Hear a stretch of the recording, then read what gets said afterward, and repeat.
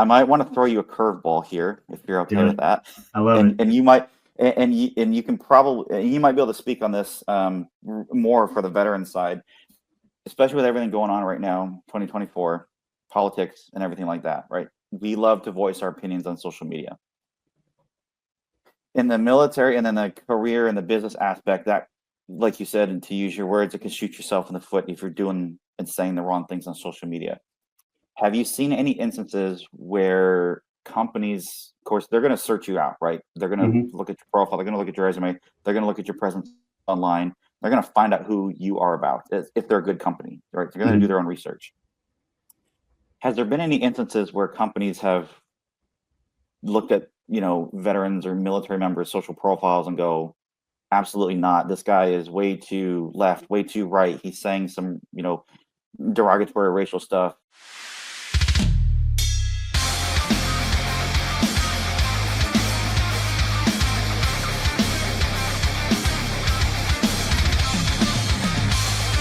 All right, everyone. Thanks and welcome back to another episode of Beyond the Uniforms. We just had some user operator error stuff going on before we hit recording. So anyway, so today I have John Kerkhoff from Frago 22, excuse me. I hope I didn't butcher your last name. But John, welcome to the show, man. I appreciate you taking the time out to speak with us and speak to our listeners and see, a little bit more about what your business does. And from my understanding, you work with both vets and businesses. So yeah, just give us a quick intro and talk a little bit about your service and what you're doing now.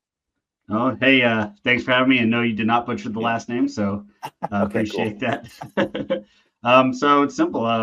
Here at Frago 22, like you said, we have a two-front system going on. Our main business is actually centered around helping other businesses develop, train, and retain their veteran talent. You see a lot of organizations out there that are going to help veterans find that first job. But what you tend to see, according to the American Corporate Partners, is about 85% of veterans, no matter how long they serve, will leave their first job out of the military within a year.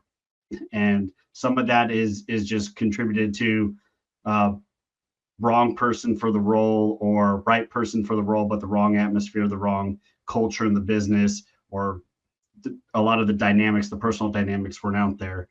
So you tend to see that a little bit, but also these organizations, especially the ones who are wanting to hire veterans, may not have the right resources or understand how the veterans think, how they work, and not really know how to incorporate them well into their culture. So at Frago, we kind of come in, we help them, those businesses develop their onboarding programs, and two, their leadership development programs. You've heard the adage, people don't leave bad jobs, they leave bad bosses.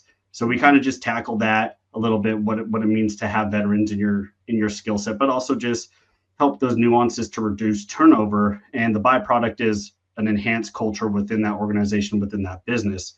The other cool thing we do to help veterans and these organizations is we do marry the veterans and the organizations up so we can help fill talent needs in those organizations should they need it, based on our talent pool, our partners with people like Seven Eagle Group and other organizations who help with the talent selection. And then for the veterans, we offer free coaching during transition. They get coaching, mentoring, help getting in touch with resources, anything they need, just free to them. Because you tend to see in the transition space, no matter what branch, it's hectic. There's a lot of dumping of information. No one's really there helping them sort out what information is relevant now, relevant later, or not relevant at all to your particular case, right? The TAP offices do a good job. They have to give you everything because they don't know exactly what you need. So they give you all. So we're just going to help come through, figure out what you need, what you don't need, or what can wait for later. And then just help the veterans through that transition space and help them kind of figure out where their next mission is in life and what they want to do, where they want to be, and their aspirations, and really tailor it to them. Nice. That's good. You're obviously a veteran yourself. What branch were you in? So I retired out of the Army back in Oh, 2022. nice. Okay. Well, thanks for your service. No, thank you. Okay, so yeah, there's a few things there I guess we could talk about. I guess we'll start with the veteran side, right? You did mention that the transitioning process is horrible. I got out so I left active duty in 2007, and then I did 3 more years in the reserve. So it was like just over 9 years. The transition is probably very similar, and it was okay. It did. I think they did what they did to help you make that transition, but because I didn't retire, that's not their mission. Their mission is to retain members, right? So the sources and everything that they had to help you make that transition is sometimes, like you said, confusing or it's overwhelming. Now, as for the veteran themselves, you and I have spoken to probably quite a few veterans that get out and they're looking for a job, or maybe they're starting a business. What are some of the things that you help them with? I know we kind of touched on a little bit, but like, what are some specific things that you help them with during that transition process? So I guess better question is before they start leaving, before they separate, right? Whether they want to get out, they did their 4 years, 6 years, whatever, if they're retiring, how soon should they start preparing to make this transition and start leveraging services such as what you offer at Frago 22? So I mean, the kind of default answer that I always recommend, bare minimum 2 years out, right? What we as veterans, we tend to fail at, especially the enlisted side of the house, we tend to fail at networking. So we don't really think about that networking piece, right? We had a very clear-cut structure of what progress looked like, what success looked like, how to advance in your career. You don't really have that in the civilian sector. So a lot of jobs really are dependent on the network you have, the people you know or have talked to, and the value you've provided. So I always recommend right off the bat, when you get into your military career, you should already be on LinkedIn. You should already be networking, sharing your journey, whether or not you make it a career. But to kind of answer your question, at least 2 years out, because you're going to want to start building that base, seeing what's out there, testing the market. And it gives you time to actually figure out, or at least fluctuate on what you want to do and any certifications you may need. Definitely like career, using your Army Ignited for certificates, whether it be like PMP, CompTIA, Dixie's, things like that. So if you're already kind of guiding towards the goal of what you may want to do when you get out, we could already start tailoring it that way, figuring out what certifications are relevant, what education is relevant, what classes you could take for free, or at least use your Army Ignited, your tuitions assistance, your DoD skill bridge, and those resources. So we really want to make it all about the benefit to you, the individual, and to maximize all your free resources. Nice. Okay. Now that you've had an opportunity to work probably with quite a few businesses and companies to help them hire and train and retain vets, what are some, I guess, tips or some pointers that you can give to veterans that are going to be looking for jobs and things like that? Like, what are the businesses looking for, I guess, and what are some of the things that the veterans can start preparing themselves for to make that transition and make it smoothly? So the big thing is, kind of like I mentioned earlier, networking. Networking is key. A lot of these recruiting agencies, a lot of these businesses, they have a default algorithm that looks through your job applications, right? And it's looking for keywords, it's looking for certain things, and you may disqualify yourself without even realizing it based on what your resume says, if it's not lining up with the job posting you're trying to attend. So that's where that networking is important, because you could reach out to these recruiters or these hiring managers. You could talk to them. You can open up discussion. One thing I do always recommend to my veterans is there's nothing wrong with reaching out and asking for an information interview. And it's just, you're talking to the recruiter or the hiring manager. You're just getting information about the role, about the company, the job you'd be performing, the expectations of it. And it gets you that feel, kind of, one, is that what you want to do? But two, is that the right company? And three, it gives you that repetition of going through an interview. And hiring managers love to see that, because it shows that you want to learn about the organization. It shows you're dedicated to understanding the nuances of the business, of the skill sets, and you're really wanting to succeed. So I'd say 90% of them love seeing that. So I highly recommend my veterans are doing that anyway. And of course, the organizations I work with, they love it. Like, I work with a lot of IT and data centers, and that's one thing they just love to see, that kind of, you're pushing forward, you're reaching out to them, you're asking the questions, showing that initiative, and they love it. Nice. Okay. Yeah. I've talked to quite a few vets, and that and it's a whole about the job thing and the business venture, right? And I think some of them, and even me included, I thought about this right before I left military service. Oh, you just having veteran status just put you on a whole nother level. It's put you on this elite status, right? And it kind of does. right? In some sense. But at the same time, like, I think one of the harder things that I had to realize was that just because you can check that box on the application form doesn't mean that you're guaranteed to get the job for solely Mhm. veterans, right? And I think some people still think that they may not think it to that extremes, but they think it's going to help them just basically wipe out all their competitors in the application process. And sadly, that's not the case. I've spoken to a few Mhm. veterans that have lost to other people that that weren't veterans. They were just regular civilians. Um, as far as the company side, I guess, like, what are some of the things, and I know this is probably just a loaded question or open-ended question, right? Because every company's different.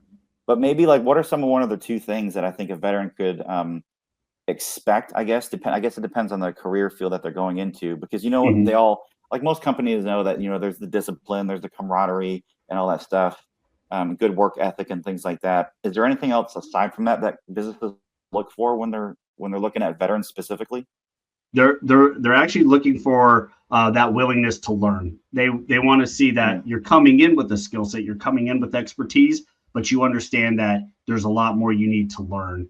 One thing that a lot of veterans they tend to get wrapped up in is you may not fully understand the dynamics of that particular business, right? I kind of pick on my officers because they're notorious for it. They want to walk into these big roles because they have that experience, yes. Yeah. But if you don't have that exact experience in the industry, you're kind of shooting yourself in the foot. And so it's really showing that willingness to learn, showing that willingness to, like, hey, I'm going to start a little lower than I would like to because I want to learn. I want to understand the processes, the industry, and the nuances, so I could be a better employee, but also it's going to set you up for success because you're showing that initiative. You're also showing that you're capable of learning and multitasking and doing broader things. And that's what we excel at in the military. So let's take our skills, our soft skills from the military, and show how we can apply it to the benefit of that organization. Nice. Okay.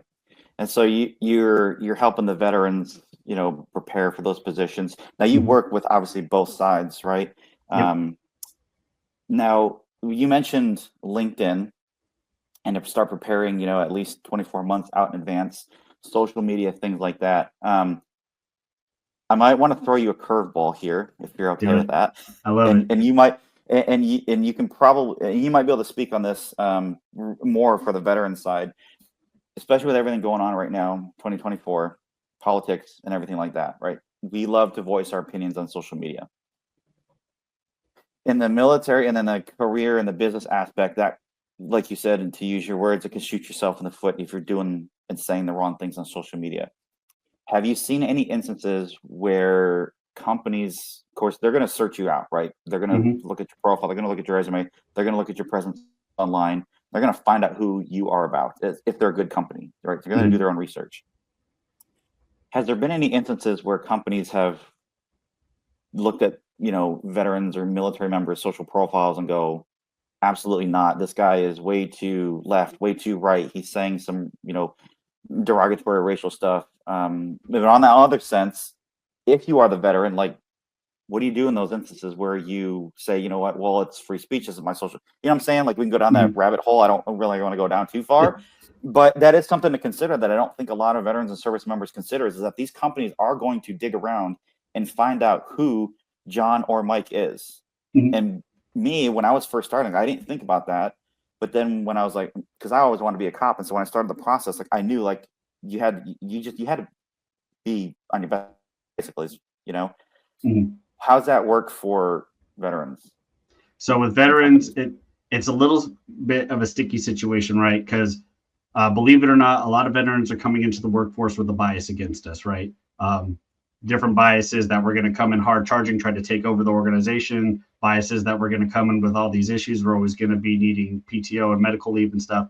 So we're already fighting biases. The last thing you want to do is now have to fight a verbal bias or a social media bias because of maybe something you said. So what I always recommend to everyone, not just my veterans, but everyone, think about the values you're posting. It's great to exercise your free speech and talk about things you feel and how you would do certain things. And there's nothing wrong with that.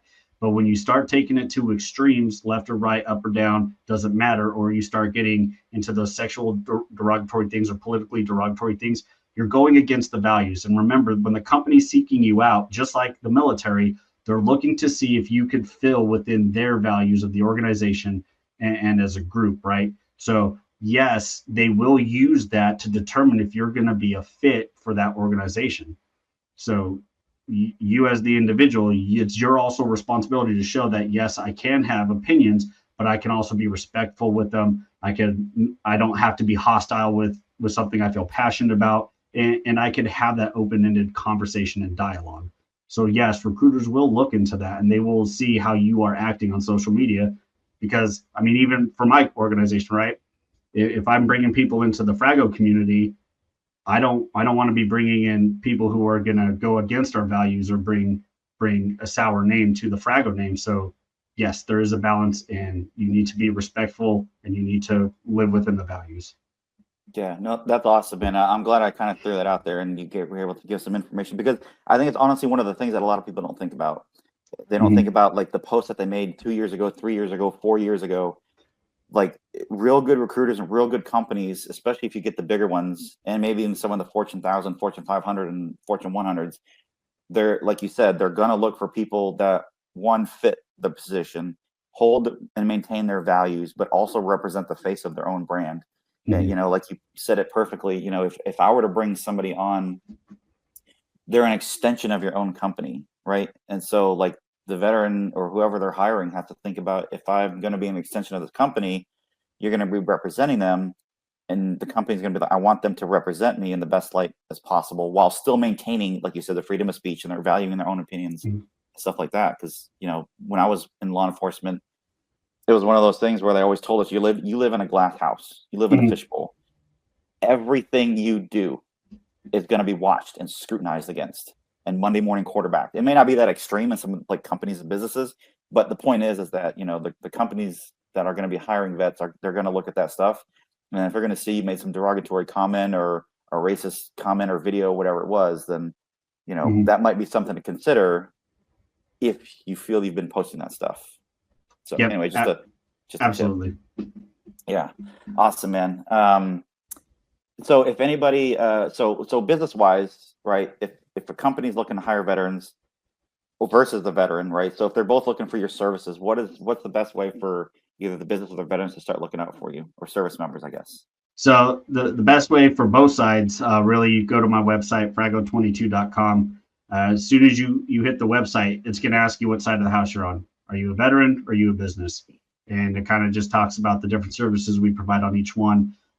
Businesses, I prefer businesses reach out to me on LinkedIn so we can open up that discussion. We can start talking, you know, and make sure, one, what I can give is what they actually need, and two, to make sure that I understand what their wants and needs are and how I can best help them. So like I said, a lot of what I do for businesses relates to culture, relates to turnover, and that leadership philosophy in developing their internal leaders as well as their veteran leaders. So I'd love to have those discussions. The veterans, same thing, LinkedIn, the website. And that's how I can marry them up too. As those positions are opening, I'm working with these organizations, they have openings. Now I can reach into the pool like, hey, I have these job postings for these companies, you know, put the posting out there so they can see it for themselves.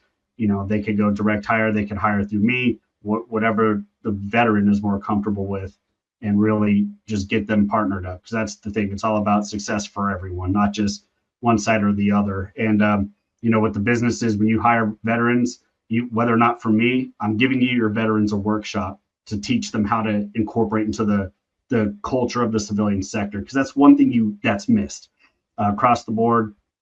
You don't see a whole lot of helping these veterans integrate into that new role, that new job, that new career. So I'm going to come in, I'm going to set that workshop up, and I'm just going to make sure your veterans are set up for success in your organization and they mesh with your values and understand your language. Gotcha. Okay.